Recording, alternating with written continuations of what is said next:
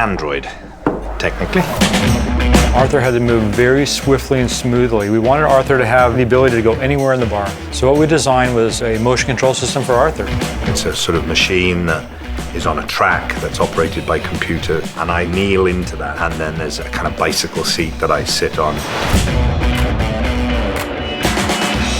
We record a move on a computer and we smooth it out. We can play it back pretty much at any speed. We can stretch it, shrink it, make Arthur move motion control.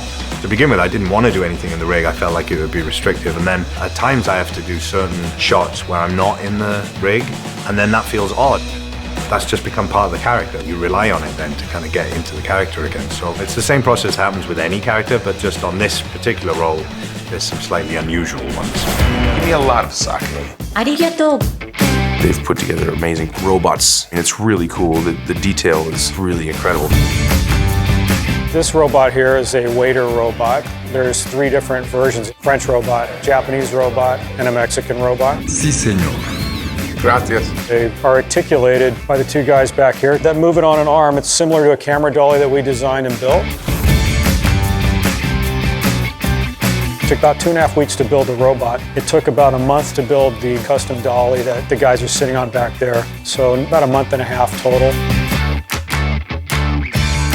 It's easier for the actors to actually see something that they can interact with. Probably one of the most positive things of actually building it. They were awesome. It's really incredible to watch. We're here at the Vienna Suites, the most luxurious suites on the vessel. I think one of the interesting features about the Vienna Suite is its scale. It's a 2-story abode. You would walk in, there's a sort of a lounging area, there's a dining area, and of course the stairs here, which we're very proud of, those actually go up to the bedroom area. There is a certain wow factor because we're not used to seeing something like this. Here we are in the bedroom part of the Vienna Suite. Up at the top of the stairs, everything happens here. It's a labor of love of about 5 different departments.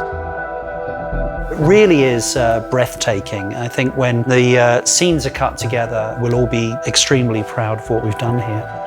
Wow. Welcome to the Observatory. This space is the observation deck. It sits right at the front of the ship. The curved walls were a very big challenge. Each of these pieces is actually an enormous jigsaw puzzle. So for one section here, you're looking at about 3 or 4 pieces to form these enormous shapes. One of the nice details is actually a series of meteorites. You have this wonderful sort of an earthy feel to the place.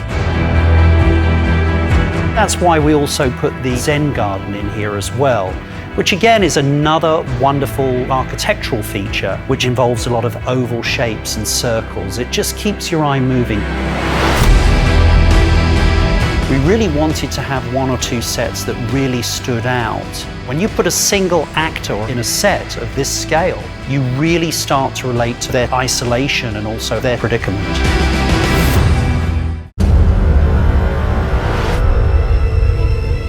The sets that the people on this crew have built in Georgia, you can't help but be in awe.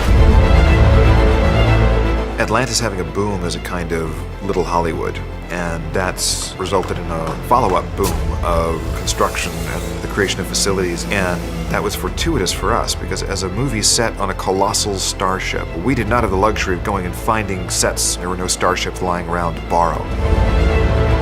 We were lucky enough to find, between the Pinewood stages and the Screen Gem stage, all the space we need to put these big set pieces in.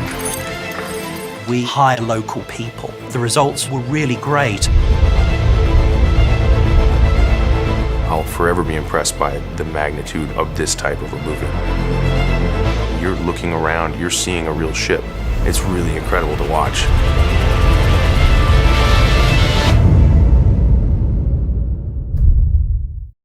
So did you like the trailer? Well, I've got some interesting facts on the movie in that Jennifer Lawrence and Chris Pratt were both not the first choice for the lead roles.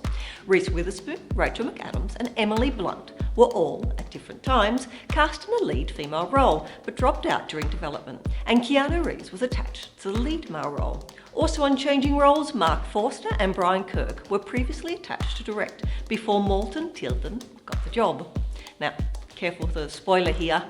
Now, you can obviously see the chemistry between Lawrence and Pratt from the video, but the actress claimed that she was extremely nervous performing her sex scene with her co-star, since it was not only her first sex scene, but the first time she had even kissed an actor who was married in real life. Lawrence further claimed that she drank alcohol to fortify herself the day of filming the scene. So, are you excited for the movie? Let me know in the comments below, and remember to subscribe, if you haven't already done it, to our channel for all the latest trailer releases.